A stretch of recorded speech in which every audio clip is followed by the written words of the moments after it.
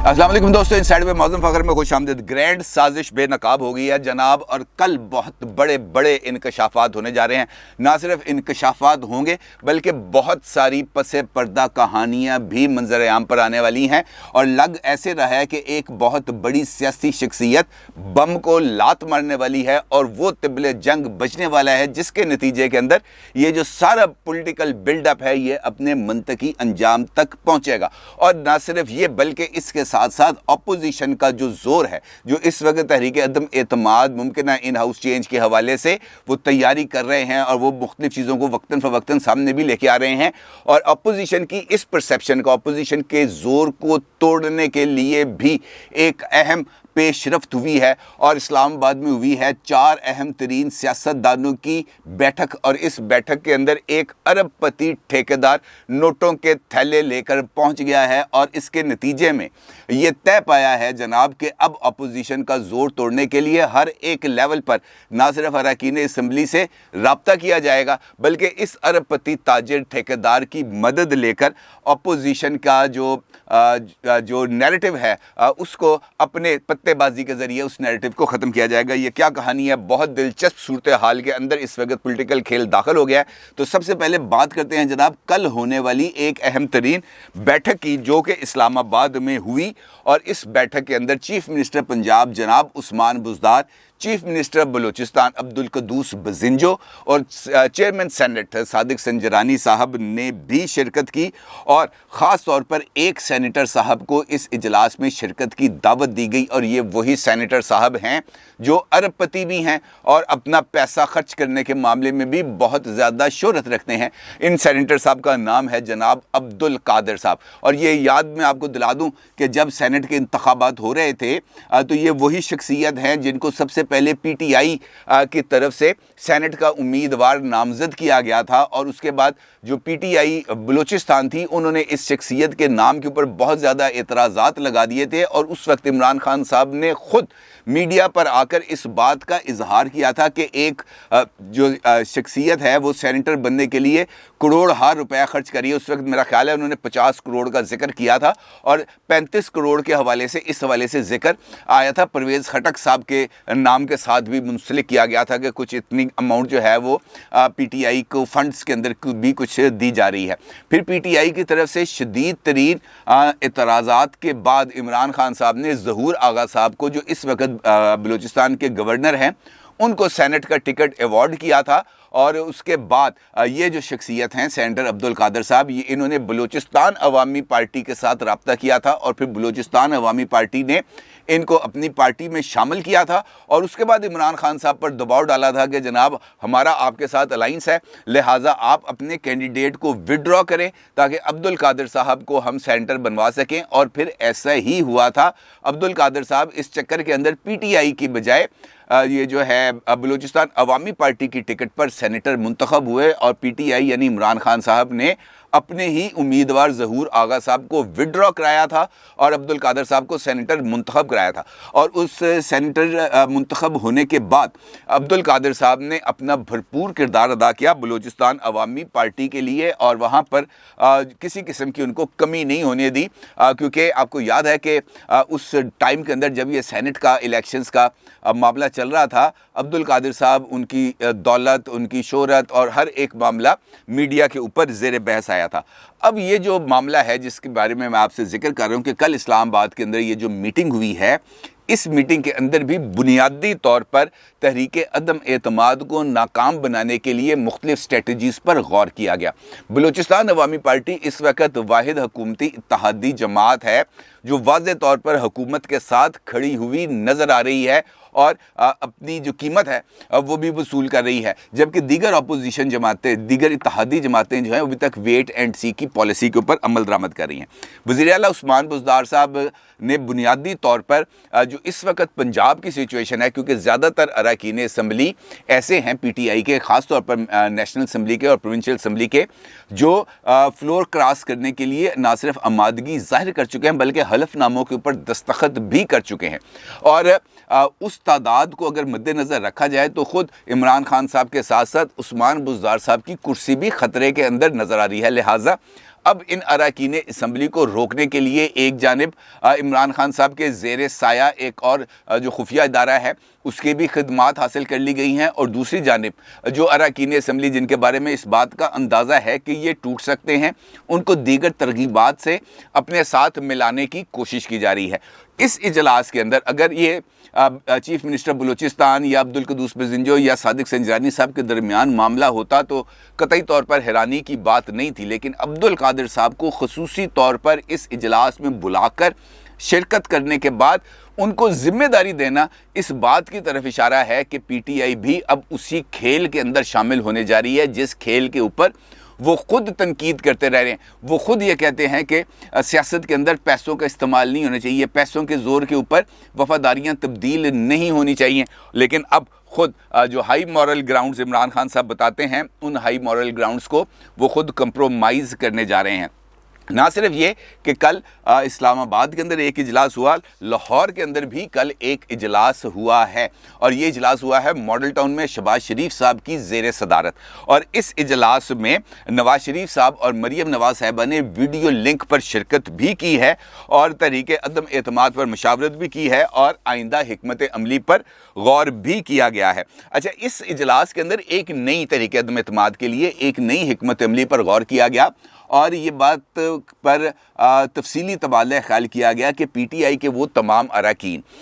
جو اگلے الیکشنز میں مسلم لیگ نون کی ٹکٹ پر الیکشن لڑنا چاہتے ہیں ان کو قبل از وقت ہی اوپن کر دیا جائے تاکہ پتہ چلے کہ یہ لوگ دباؤ کو برداشت کر سکتے ہیں یا نہیں۔ نہ صرف یہ بلکہ ان میں سے چند اراکین جو ڈائی ہارڈ، جو قسمیں وعدے حلف نامے دے چکے ہیں مسلم لیگ نون کو کہ جناب ہم ہر طرح سے دم میں در میں سخنے آپ کے ساتھ ہیں، ان کے نام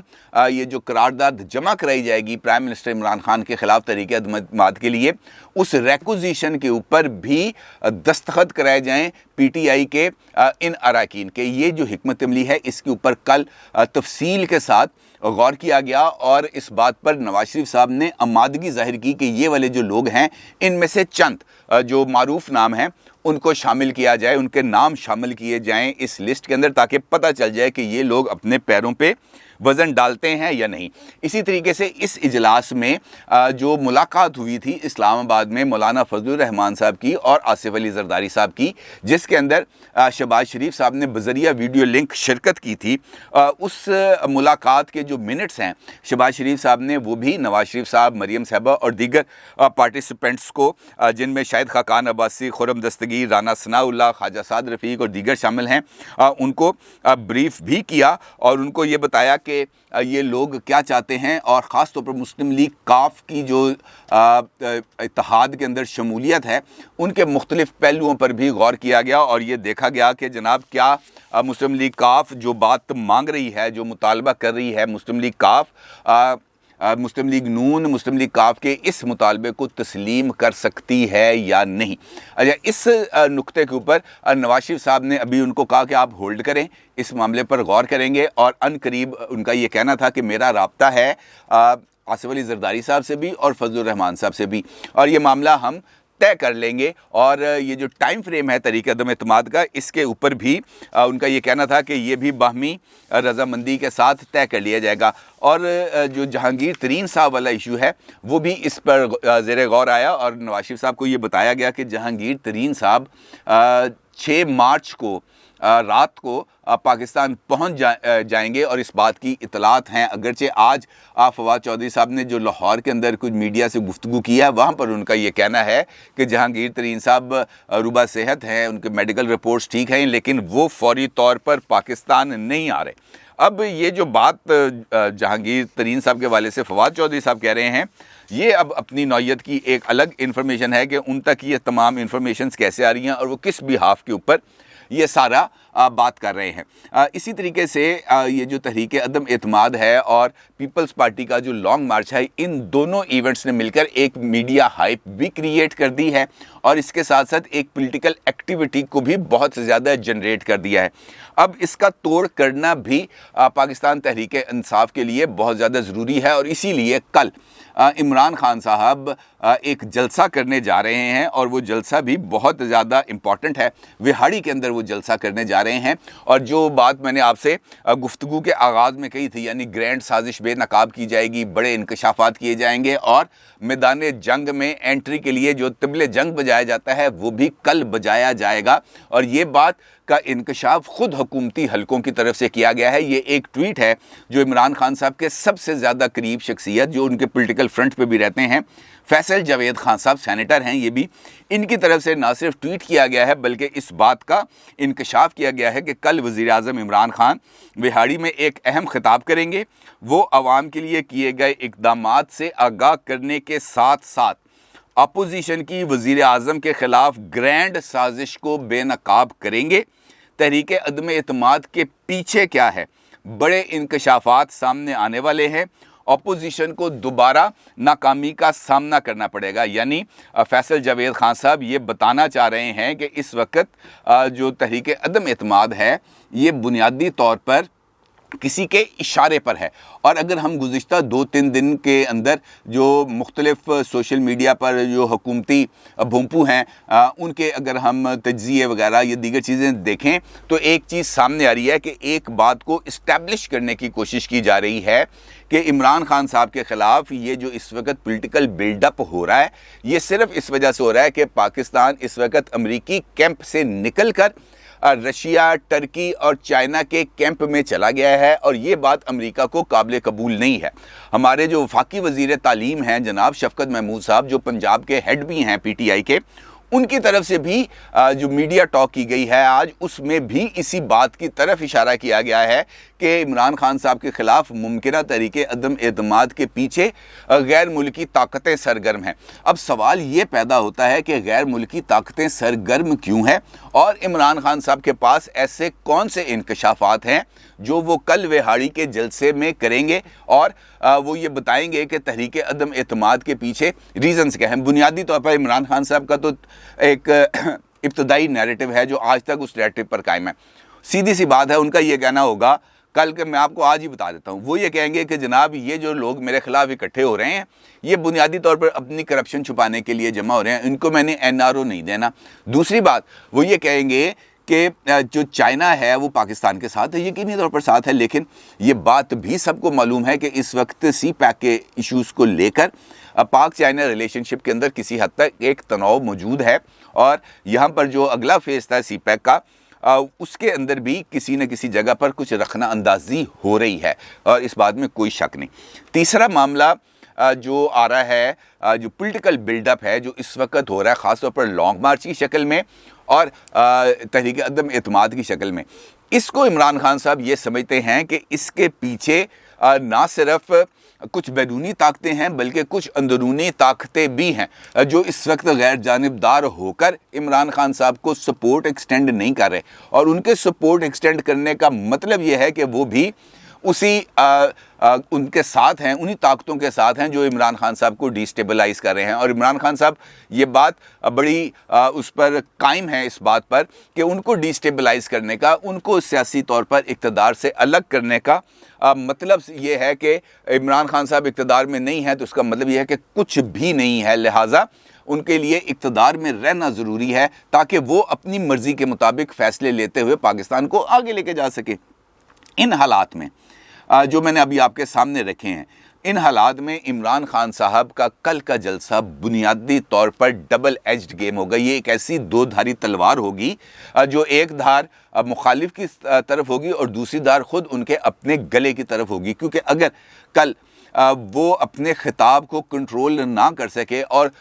वो जुमला जो उन्होंने कौम से खिताब के दौरान कटवा दिया था वो अगर जुमला उन्होंने बोल दिया, यानी कुछ ताकतें अपोजिशन के साथ मिलकर मुझे इक़्तिदार से बाहर निकलवाना चाहती हैं, वो जुमला अगर दोबारा बोल दिया तो इनफैक्ट ये बात तसव्वुर कर ली जाएगी कि इमरान खान साहब और इस्टेब्लिशमेंट अब एक दूसरे के आमने सामने आ गए हैं और इमरान खान साहब की तरफ से पहला हमला कर दिया गया है। और इस हमले के बाद इमरान खान साहब के लिए अपनी पार्टी को और अपनी अंदरूनी इंतशार को रोकना बहुत ज़्यादा मुश्किल हो जाएगा, क्योंकि ये एक